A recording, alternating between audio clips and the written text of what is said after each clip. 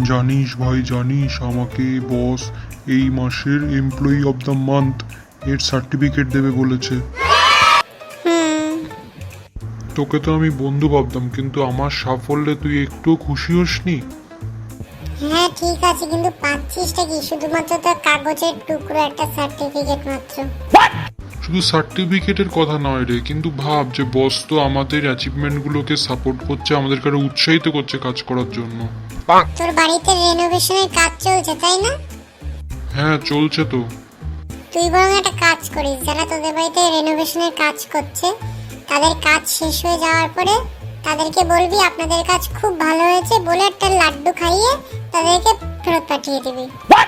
কিন্তু সেটা তো অন্যায় হবে, তাহলে পয়সা কে দেবে ওরা যে কাজ করলো এত? তাহলে একবার তুই নিজের কথা ভেবে দেখ, তুই এত ঘন্টা কাজ করছিস, করার পরে তোর না কোনো প্রমোশন হচ্ছে, শুধুমাত্র তোকে বলছে এমপ্লয়ি অফ দ্য মান্থ বলে তোকে একটা সার্টিফিকেট দিয়ে দিচ্ছে কাগজে, আর তুই সেটা নিয়ে আনন্দ করছিস।